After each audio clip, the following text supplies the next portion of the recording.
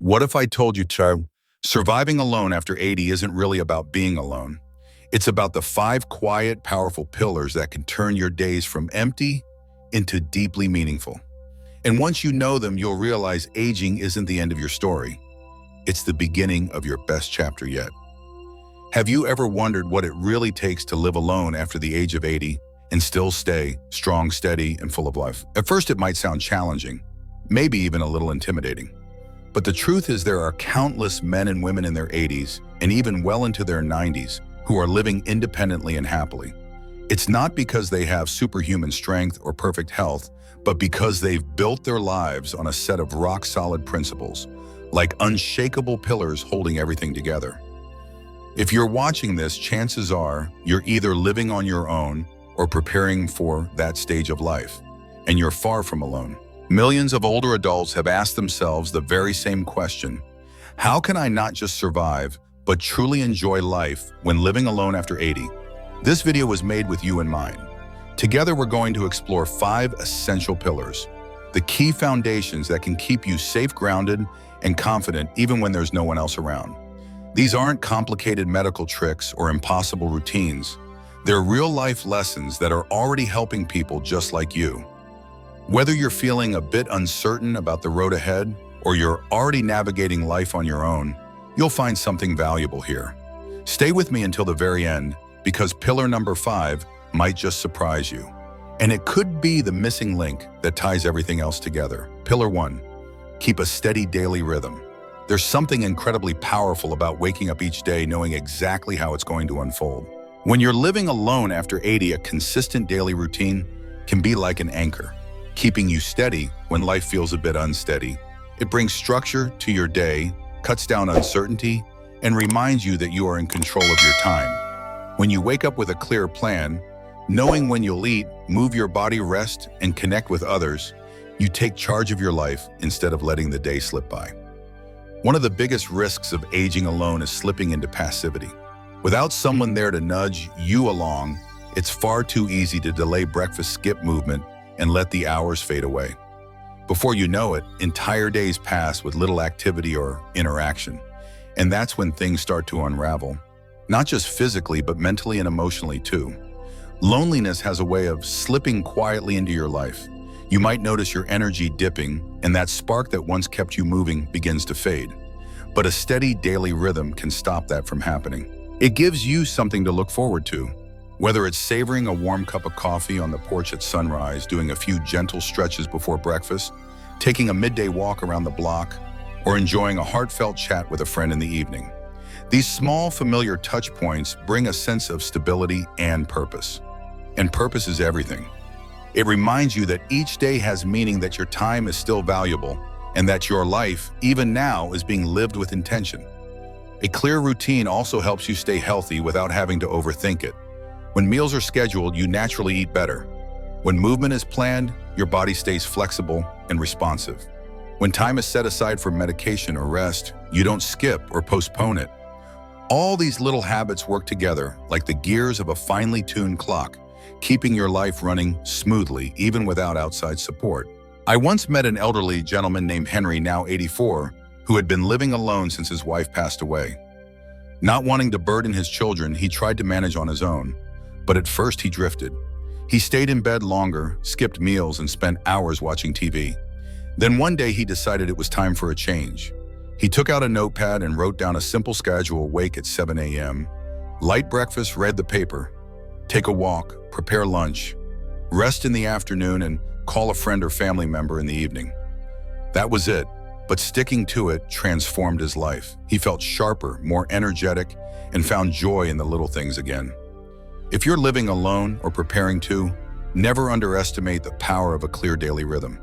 It might seem small at first, but over time it can become your lifeline, the foundation for both your well-being and your happiness. So ask yourself, what would a day that feels good look like for me?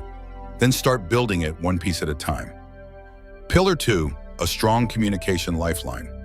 Living alone after 80 doesn't have to mean isolation, but it does mean you need to be intentional about staying connected.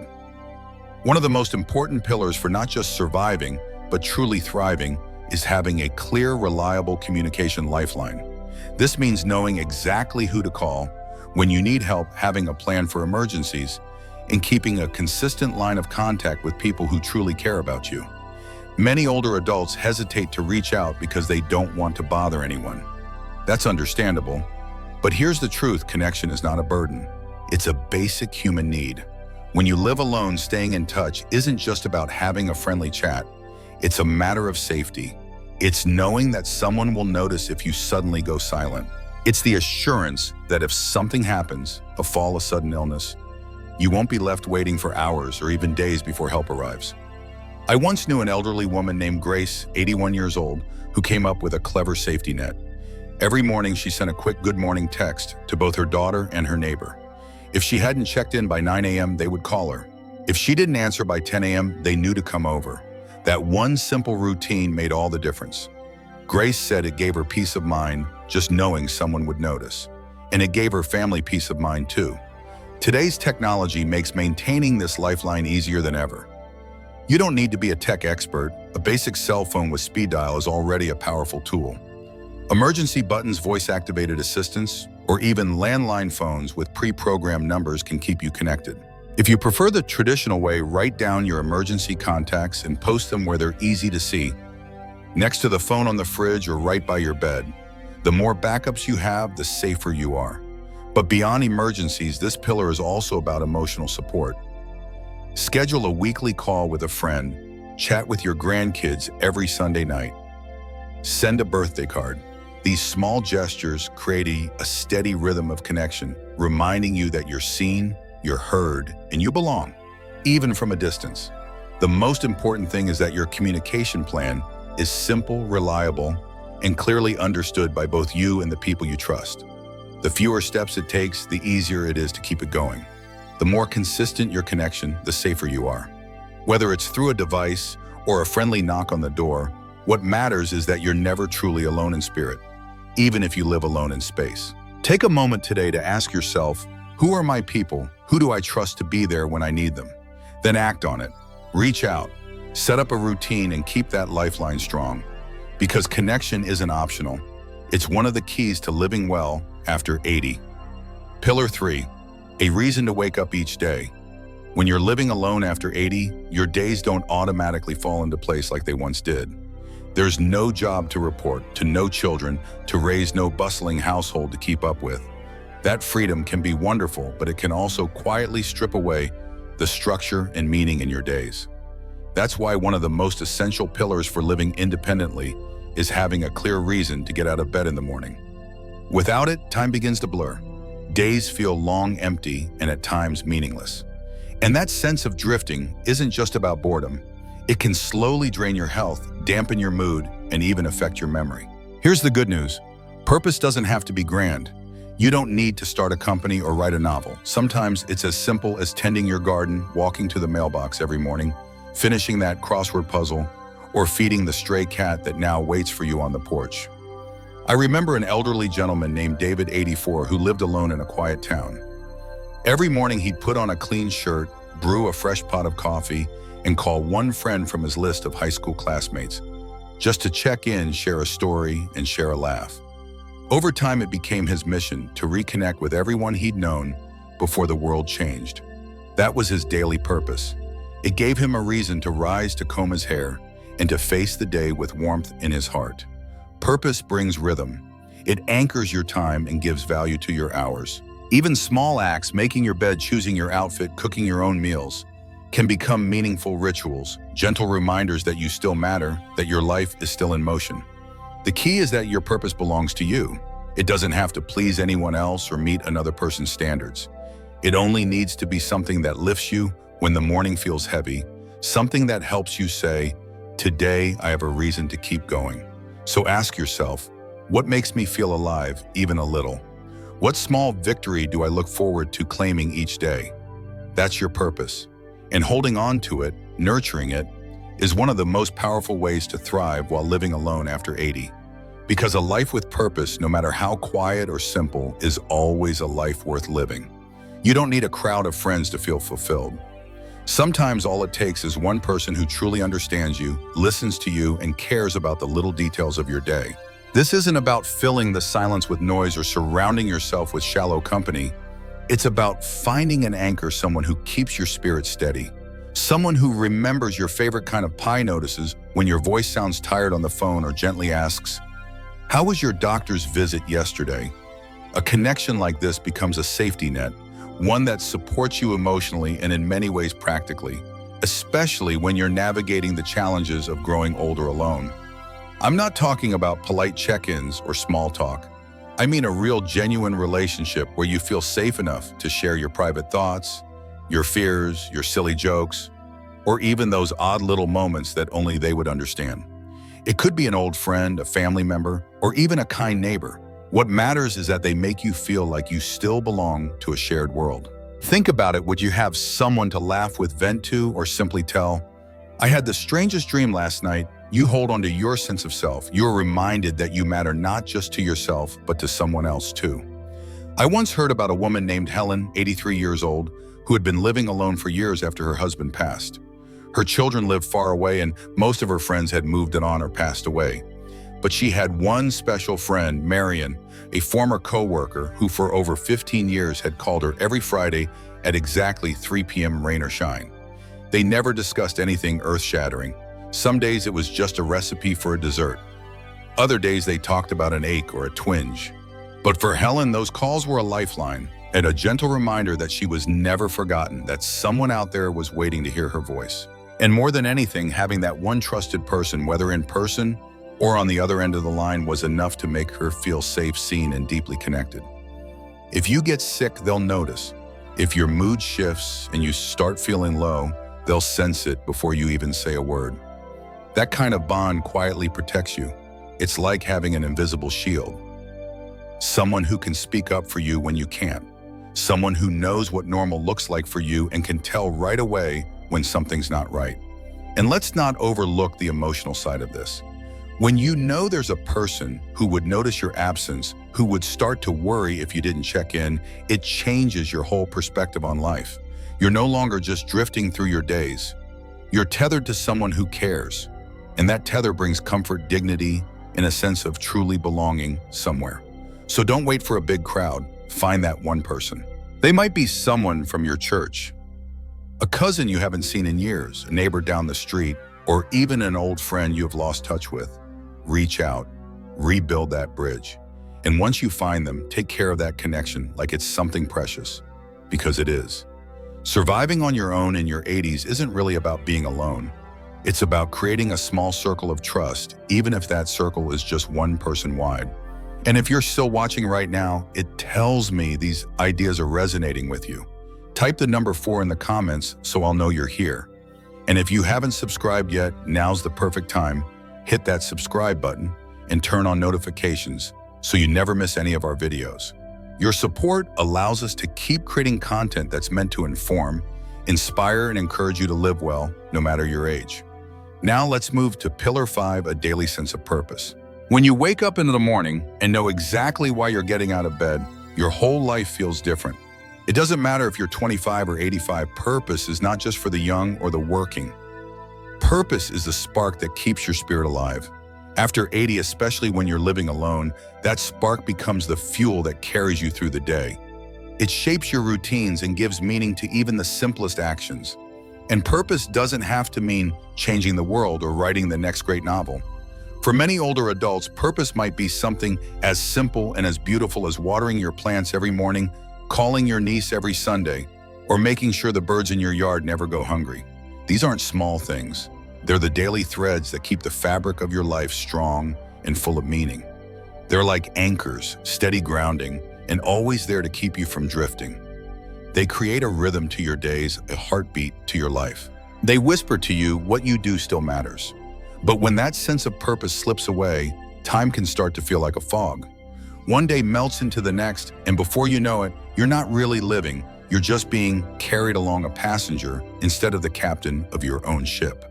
That's when loneliness sneaks in. And it's not just the absence of people around you. It's the creeping feeling that you've become invisible, as if the world has stopped noticing you. But give yourself a reason to care, to show up, to contribute, to participate, and everything changes. I once heard the story of a man named Harold, 84 years old. He had lost his wife, his career, and most of the friends who used to fill his days. With little family nearby, he lived quietly alone. But every single morning, without missing a beat, Harold would step outside with a small notebook in hand.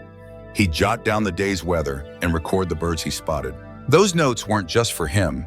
He mailed them to his great-granddaughter in Minnesota, a young girl who adored birds. She'd write back once a month asking about the robins, the cardinals, or the hawks. That simple exchange, a short list of bird sightings, became the golden thread connecting them.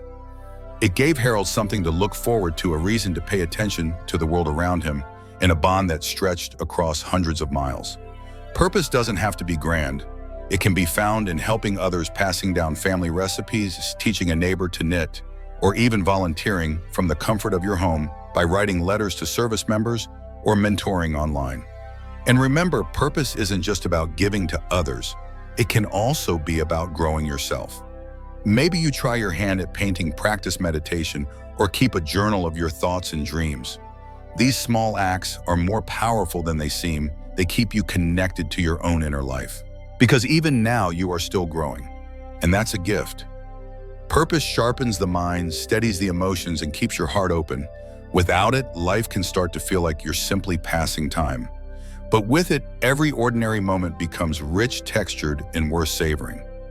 With purpose, you're no longer just turning the pages, you're writing the story of your day. So pause for a moment and ask yourself, what makes you feel truly needed? What makes your eyes brighten or your shoulders drop in that deep, contented sigh? Start right there. Your purpose doesn't have to impress anyone else. It doesn't need applause. It only needs to matter to you. Because surviving alone after 80 isn't about watching the clock tick by, it's about making every hour count. And that purpose, no matter how quiet, personal, or simple, is the light that will guide you forward. Now we've walked through the 5 essential pillars that can help you not just survive, but truly thrive after 80. And here's the thing, this isn't only about staying alive. It's about living in a way that still feels like your life. A life that reflects who you are, what you value, and how you choose to spend the time you have. Aging doesn't mean you fade into the background. It means you step into a softer, wiser chapter. One where you decide how the story is written. If you're still watching, it means something inside you is stirring.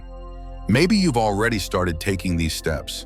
Maybe you've been thinking about it for a while. Or maybe right now you're asking yourself for the first time, what kind of life do I want from here? That's a powerful question, and it's never too late to answer it. The beauty of these 5 pillars, health, social connection, security, adaptability, and purpose, is that they're within your reach. You don't need a fortune. You don't need a flawless past. All they ask is that you care enough about yourself to take one small step forward. One decision, one conversation. That's how change begins. Because even after 80, you're not broken, you're not too late, and you're definitely not finished. You are still the main character of your life, and every morning you wake up, you're handed a blank page. You get to choose how to fill it with courage, with kindness, and with meaning.